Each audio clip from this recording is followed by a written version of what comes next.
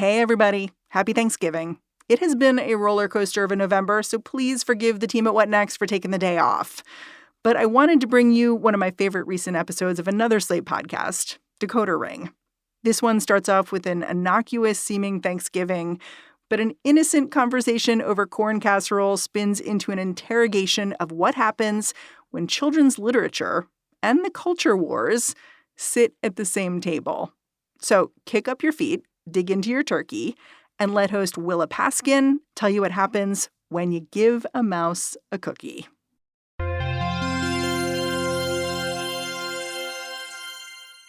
Last Thanksgiving, Slate senior producer Cheyna Roth and her family headed to Eastern Michigan to spend the holiday with her in-laws. My sister-in-law, Jean, is maybe the best cook I've ever met in real life. She makes this corn casserole thing that I was originally skeptical of, but it is incredible. Jean also has 3 kids, so she and Cheyna inevitably end up talking parenting.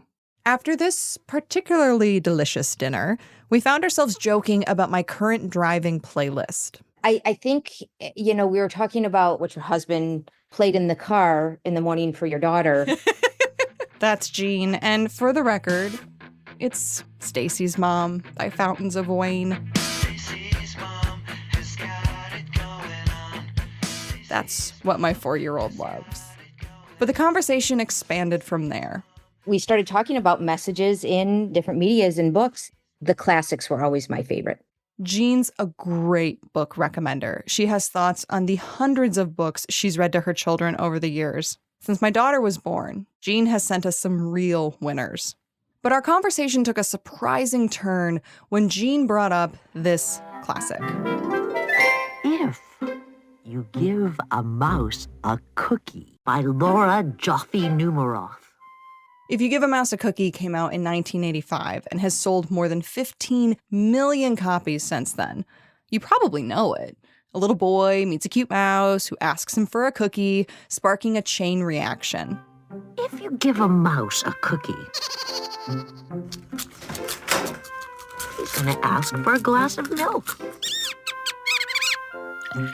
When you give him the milk, he'll probably ask you for a straw. After he gets a straw, the mouse wants a napkin and then a mirror. To make sure he doesn't have a milk mustache. And it goes on until it comes full circle and the mouse wants a cookie again. Oh, no! The book was so popular, it had spin-offs. If You Give a Moose a Muffin, If You Give a Pig a Pancake. It was turned into a popular kids show on Amazon. It's just a wholesome, enduring bedtime classic. Jean used to read it to her kids all the time. Honestly, it's short. It's easy to read. On nights when there were other things going on or exhaustion hit, it was a great story. But Jean's kids are all grown up now. And since the time when she was reading that book to them, she'd heard something about it. Something she told me about at Thanksgiving. Something that blew my mind. That is against social welfare programs. Jean had learned that If You Give a Mouse a Cookie is not a simple story about a cute mouse. It's a book with a secret political agenda.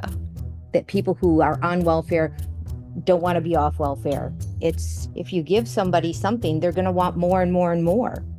Hearing this, I just thought, wait. I grew up on If You Give a Mouse a Cookie. I read my daughter If You Give a Mouse a Cookie.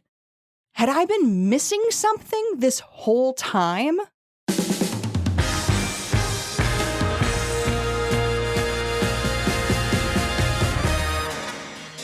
This is Decoder Ring. I'm Willa Paskin.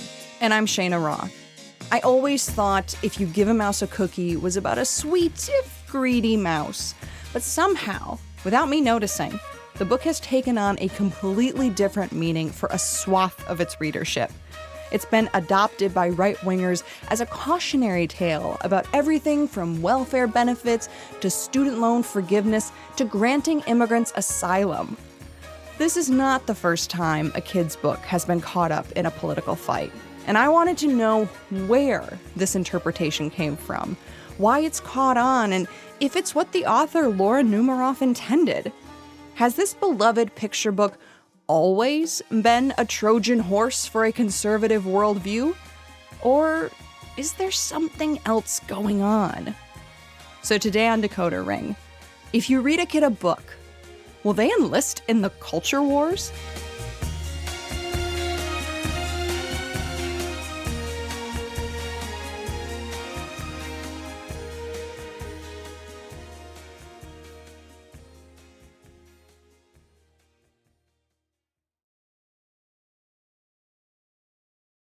So after talking with Jean, I couldn't stop thinking about the possibility that if you give a mouse a cookie is conservative propaganda.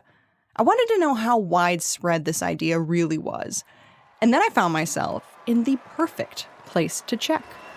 Ladies and gentlemen, welcome to the 2024 Republican National Convention. This past July, I was in Milwaukee covering the RNC, and I took the opportunity to ask delegates what they knew about this hungry mouse. Are you familiar with the phrase, if you give a mouse a cookie? Yes. What does it mean to you? If you're willing to throw your hands up and say, okay, fine, you can have this, you'll lose boundaries. This is Orlando Donna, a delegate from Como County, Texas. When you start, allowing that we'll let this, we'll let a little border go, we'll let a little national defense go. You keep letting things go, all of a sudden you look back and you're like, well, what happened to our nation? We got a different nation. The mouse now owns the house. Are you familiar with the phrase, if you give a mouse a cookie? Mm-hmm. Socialists and liberals don't like that book for a reason. Mike Lawler is a U.S. representative from New York. He's actually read the book to children on school visits. And obviously, from the standpoint of kind of Americanism, we want to teach people how to earn for themselves and how to be able to provide for themselves ultimately. We've given them a lot of cookies. North Dakota State Senator Judy Estenson. And the bottom line is it has not worked. Okay. So, lots of people think if you give a mouse a cookie is a fable about the pitfalls of the welfare state. But I was pretty sure this hadn't always been the case. When I searched through old newspapers and magazines from the 80s, when the book was first published, I could not find a single reference linking it to welfare. And yet today, there it is. Not just all over the RNC, but all over Fox News. So there's a children's book. It's called If You Give a Mouse a Cookie. If you give him a cookie, he's going to ask for a glass of milk. If you give him some milk, he's going to want to crawl into bed with you. That's what the Democrats are all about. You even hear it on the floor of the U.S. House of Representatives. Mr. Speaker, I'm reminded of the classic children's book, If You Give a Mouse a Cookie. The radical left is the mouse, never satisfied. And corporate America is the young boy, bleeding resources to fulfill the mouse's ever-expanding demands. It has kind of become meme-ified. It has become a meme that fits in with what they want to say anyway. Rebecca Christie is a senior fellow at Bruegel, an economic think tank in Brussels. She's also a parent, and she's written about the conservative adoption of If You Give a Mouse a Cookie for Slate because she disagrees with it so much. As an economist, I think that economies do better when everybody can participate, and everybody can participate when there are social supports available. And it has been twisted as instead this morality play of slippery slopes and inevitable consequences. And if you give the mouse the cookie, something bad is sure to happen. Why do you think quoting "if you give a mouse a cookie" has caught on? It's a really catchy phrase. It's fun to say. It's iambic. It's got this cadence to it, and it has this image of the cookie. I really think that the cookie is important in why this caught on. And cookie is a thing that we see as a reward. Did you earn your cookie or not? The association between cookies and undeserved handouts, it's not just a conservative thing. As far back as 1996, Chris Rock had a famous bit in his stand-up routine about people expecting treats for just doing basic things. I take care of my kids. You're supposed to, you dumb motherfucker. I ain't never been to jail. What, you want, a cookie? So cookies, the baked goods, have had this enduring meaning for years. I mean, all the way back in season 1 of The Office, Michael Scott got in trouble for imitating Chris Rock's routine on Diversity Day. I take care of my kids. Wait, stop it! What, you want, a cookie? Comedian Hannibal Buress also riffed on the phrase in 2010. I just bought some Oreos I get outside, there's this guy like, hey, brother, it's my birthday today. And that was the first time in my life without any sarcasm I could say, what? You want a cookie or something? But as for the particular cookie in If You Give a Mouse a Cookie, from what I can tell, there's a specific moment when it got catapulted into the conservative stratosphere. It happened in 2015, 3 decades after the book was published. That's when an article came out in the Washington Post with the headline, "One of America's most popular children's books has a secret political message." It was by a writer named Max Ehrenfreund. And he comes into it saying, this is a story about charity and self-reliance. Ehrenfreund compares the relationship between the boy and the mouse to the relationship between government and people who rely on it for support. He writes that the book's lesson is self-sufficiency, and he really hones in on the historical context, the moment in which Laura Numeroff published the book. 1985, a time of big hair, bigger mobile phones, and Ronald Reagan. It's now common knowledge that our welfare system has itself become a poverty trap, a creator and reinforcer of dependency. Reagan had campaigned on the image of so-called welfare queens defrauding the country, and he was adamant that people had to rely on themselves, not the government. Obviously, something is desperately wrong with our welfare system. He was somebody who built this myth of pulling yourself up by the bootstraps, cementing this idea that mutual community aid wasn't necessarily integral to the American project. This was what was swirling around when If You Give a Mouse a Cookie was published. And that's what Max Ehrenfreund emphasized in his Washington Post article. And it's after that article came out in 2015, the one implying the book was covertly promoting Reaganomics, that the idea just exploded.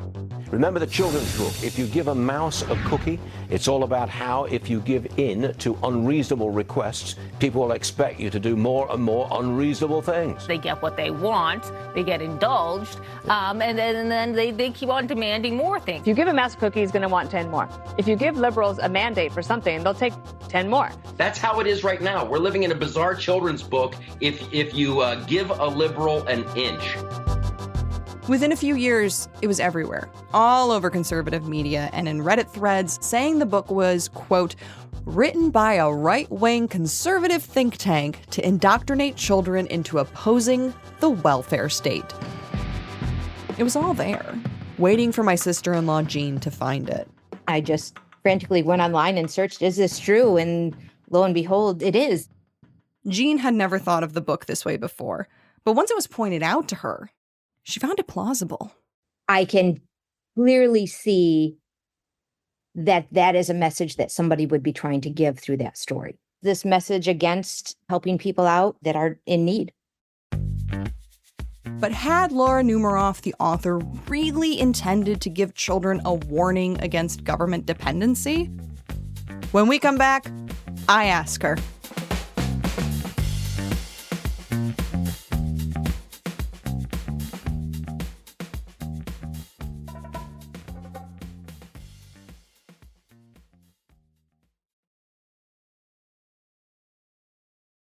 Laura Numeroff lives in a bungalow in California. A vintage Jeep sits outside. And inside is what she calls my wacky room. And I dare you to describe this. Every inch is filled with quirky pop culture ephemera. Panoramic photos, bobbleheads, masks. I'm running out of room. I need to get some more shelves put in or something. And then there's the memorabilia connected to her own life's work. I just sold my 49th book. Well, I've been doing it since 75. Laura is 71 years old now. Her career was not an immediate success, though. She wrote 9 children's books, but none really took off, and she struggled to make a living. So she headed to San Francisco and moved in with her boyfriend. So I don't know if you've ever heard of the band Night Ranger. They did a song called Sister Christian. Yeah, I know that song. Yeah, so I lived with the drummer for 3 years.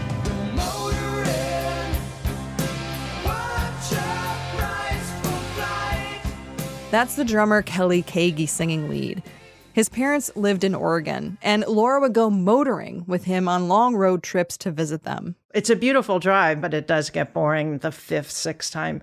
And so, on one of those boring drives, she started to daydream. I started thinking of animals eating food that I like. So I pictured a zebra eating Cheetos, but he'd have orange around his mouth, and a pizza eating orangutan tangled up in cheese string. And then another image popped into Laura's mind. The iconic Mrs. Fields cookie being eaten by a mouse. I just started saying out loud, oh, he'd probably want milk. And then he wanted a napkin and a straw. By the time we got to Kelly's parents' house, I had it all the way back to he'll want a cookie to go with it. I don't know, it just poured out of me. When they got back home to San Francisco, Laura sat down and typed up her story. She submitted her manuscript to several publishers, but kept getting rejected. She didn't even have an agent at that point. Then, finally, a new editor at HarperCollins came across it in the slush pile and decided to take a chance. Within a few years, If You Give a Mouse a Cookie was at the top of the bestseller list. So, thank God for the boring car trip. The publisher asked for a sequel, and then another. The series would end up selling more than 45 million copies. Before long, the book just seemed omnipresent. Like, get this, remember the hijacking thriller Air Force One? Harrison Ford and Glenn Close used this book as a secret shorthand between them. Mr. President, Catherine, if you give a mouse a cookie, he's gonna want a glass of milk. we gotta get this plane on the ground. And it wasn't just fictional presidents who latched onto the book. I've been to the White House several times, and I was there to read at the Easter egg roll during the Bush administration. Michelle Obama is a fan too. All right, so we're gonna read If You Give a Mouse a Cookie. How many people have heard that book? Yeah, this is one of our favorites. So Sasha and Malia are gonna... That reading on the White House lawn happened back in 2009, before conservatives had publicly claimed the book as an anti-government assistance allegory. So I had to ask Laura, is that what she'd meant it to be all along? Not at all. Oh my God, I'm like 900 degrees away from that. That would never cross my mind at all. So you were not a member of a right-wing think tank perpetuating Reaganomics? I'm afraid to answer that. I know after we get off, there'll be a knock at my door. Guys in trench coats. No, I wasn't. Laura never really thought of the mouse as a greedy freeloader at all. In fact, she identifies with the mouse as someone always restlessly moving from one thing to the next. It's very much me. I'm very easily distracted. I do have ADD. I mean, I've been tested. So I guess I was writing about myself. As far as the actual lesson of the book, Laura would prefer that people view it as not having one at all. I never wanted to have messages in my books. I think there's room for just enjoying a story and using your imagination and getting away from stuff that's bothering you. And she says that's generally how people treated If You Give a Mouse a Cookie for the first 3 decades of its existence. Up until right around 2015, when Max Ehrenfreund's article about it was published in the Washington Post. That political aspect was not happening until, I'd say, maybe the last 10 years. I just feel like they took something that's very innocent and sweet and joyful, and they just wring its neck and turn it into something that's spiteful or political or aggressive. And I really wish they would not do that. It's totally understandable why Laura doesn't want her book to be used as a political football. But, strange as it may seem, it kinda comes with the territory. Putting political ideology on a picture book? It's almost a tradition. There's people that have nothing better to do than pick on poor, innocent children's books. When we come back, the long history of grown-ups co-opting kids' books.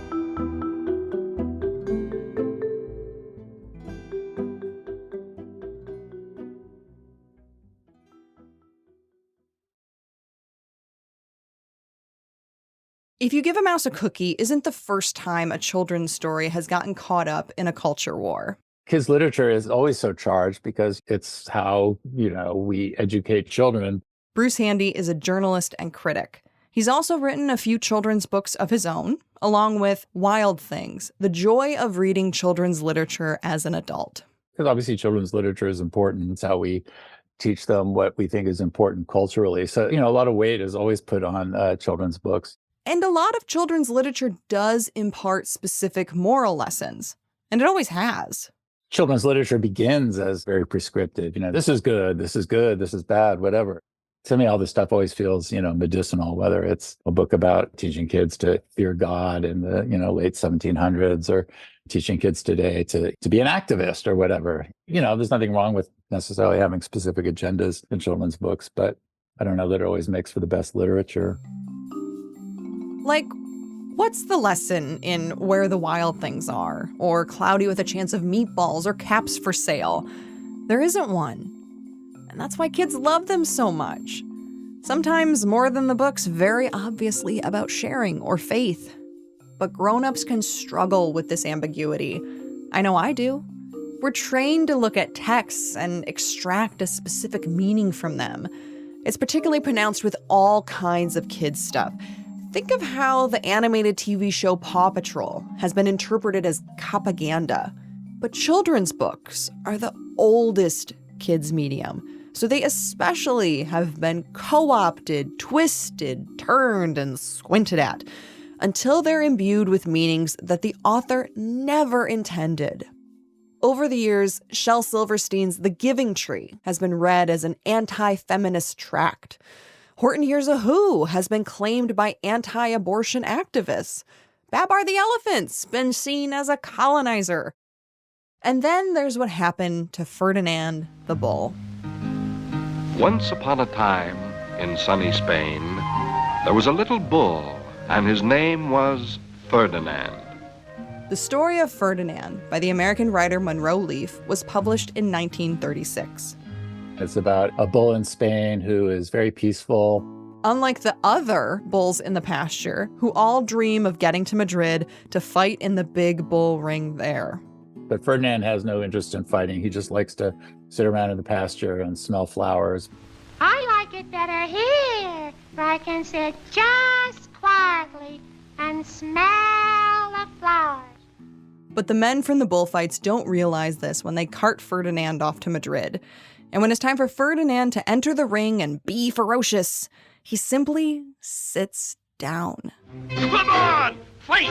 What's the matter? Be fierce! Come on! Come on! It's a big disappointment for everybody except Ferdinand, who gets to go back to his pasture. And I think the last line of the book is something like, And for all I know, he's sitting there still under his favorite cork tree, smelling the flowers, just quietly. He is very happy.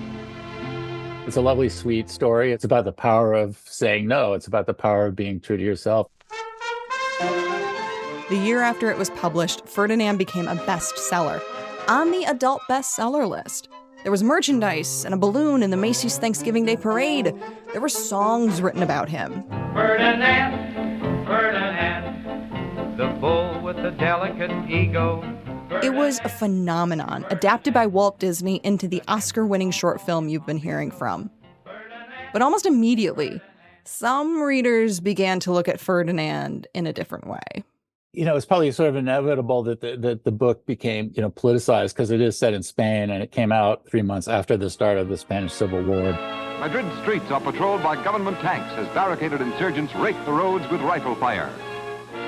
As Francisco Franco's forces were overthrowing the Democratic Republic, the image of a Spanish bull opposed to violence took on new meaning. And that only grew as militant fascism took hold across Europe, sending the whole world hurtling toward war. So people read it as a story about pacifism. They read it as kind of as a a political allegory. A lot of people saw it as an attack on militarism and, by extension, nationalism. The book was banned in Franco's Spain and in Nazi Germany. Hitler reportedly had copies of it burned. But something funny happened. Many of the countries gearing up to fight the fascists saw Ferdinand's pacifism as a problem too. Other people saw it as a dangerous message that, the book was urging people to lay down, in the face of this aggression that was coming from countries like Germany and Italy. So it's kind of, people saw it kind of how they wanted to see it, or they saw it as how they wanted to fear it. Over time, fears changed, though. Ferdinand lasted longer than the political currents around it. In fact, in 2017, it was even made into a movie again, which I think would have pleased Ferdinand's author Monroe Leaf. Like Laura Numeroff, he was never trying to be political. He just wanted to tell a story about a lovable animal. I think he was kind of, baffled by it. I don't think he was prepared for the, to become the kind of lightning rod that it did at the time. So what's happened with If You Give a Mouse a Cookie is nothing new.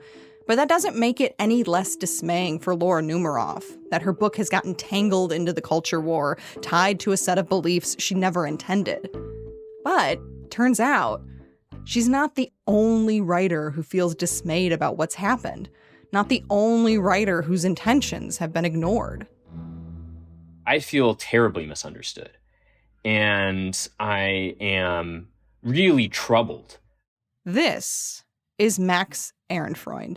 He is the author of the 2015 Washington Post piece, the one that spread the idea that if you give a mouse a cookie is anti-welfare.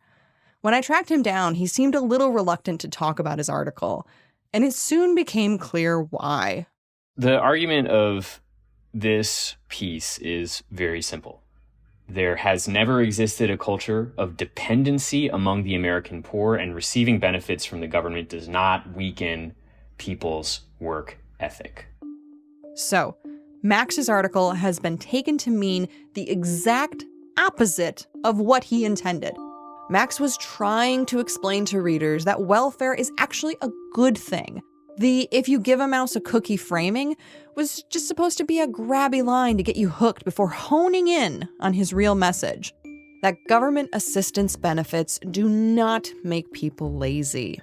What I really wanted to suggest was that we ought to be critical of this idea. And if you give a mouse a cookie most of the time, you're just giving a mouse a cookie. But if he wanted to present hard, objective evidence debunking myths about welfare, instead, he just gifted conservatives with a catchphrase.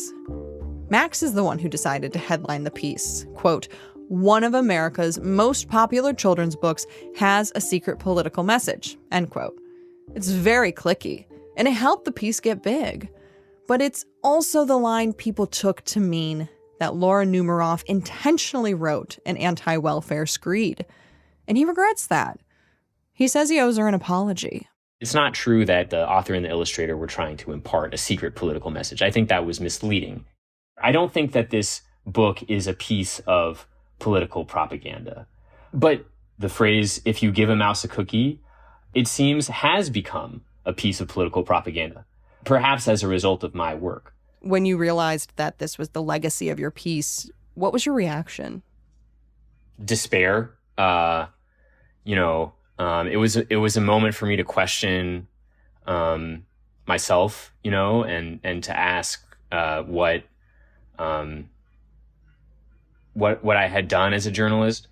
Max is actually not a journalist anymore. He's a historian, a postdoc at Kenyon College. How do you feel about it now? Well, I hope people will read the book.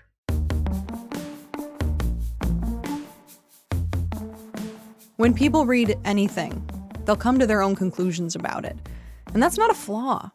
Good writing is meant to be interpreted in wildly different ways, no matter how many Reddit threads or Fox News hits say otherwise. Good books are meant to be huge, to be layered, to be more to more people than even their authors could have dreamed. That's what makes them last. So, people are free to read If You Give a Mouse a Cookie as being about the welfare state. Fine. But if they insist that this is the one and only message, They're just wrong. Can you read this book to me? If you give a mouse a cookie. I sat down with my daughter and took another look inside the book. She's 4 and just starting to learn how to read. It's my husband's copy from when he was a kid. His? He's? He's. Going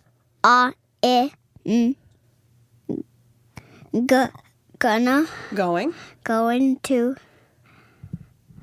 ask for a glass of milk. You look so happy. If you were a character in this book, who do you think you would be? The mouse. When we read this book together, my daughter sees not a mouse leeching a little boy dry, but a mouse and a boy having fun together. I see that too. And also a little more besides. Because I also see that the boy is taking care of the mouse. And that care is an adventure they're on together too. Seeing a mouse constantly distracted by curiosity and desire, I can relate. What's this for? Oh, it's a light. For what? To make it brighter in here. See? Oh. At this age, my daughter really does remind me of the mouse. She wants a snack, and while she's eating the snack, she'll think of a cat, so she'll ask me to be a cat, and she'll be my owner. And then she'll decide her cat needs toys, so she'll want her Lego, and on and on and on until I'm ready for a nap. But if we keep reading this book together, maybe she'll also see herself as the boy too. Not just wanting a snack, but wanting to provide one. To be the character who knows how to do things, who knows how to take care. See? There are so many different ways to enter into and understand this simple-seeming book. And that's not a flaw. It's why so many people still read it. What do you think the book is about? A mouse and a cookie and a kid.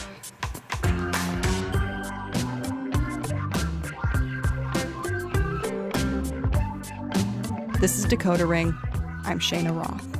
And I'm Willa Paskin. If you have any cultural mysteries you want us to decode, please email us at decoderring@slate.com. This episode was written by Cheyna Roth. It was edited by Katie Shepard and Evan Chung. It was produced by Sofie Kodner. I produced Decoder Ring with Evan, Katie, and Max Freedman. Derek John is executive producer. Merritt Jacob is senior technical director. We'd like to thank Maria Russo and Christopher Olin. Rebecca Christie's article for Slate is called How a Classic Children's Book Got Hijacked by the Culture Wars, and Bruce Handy's piece on Ferdinand the Bull appeared in The New Yorker. If you haven't yet, please subscribe and rate our feed in Apple Podcasts or wherever you get your podcasts, and even better, tell your friends. If you're a fan of the show, I'd also love for you to sign up for Slate Plus. Slate Plus members get to listen to Decoder Ring and every other Slate podcast without any ads. You also get unlimited access to Slate's website. Member support is crucial to our work, so please go to slate.com/decoderplus to join Slate Plus today. We'll see you in 2 weeks.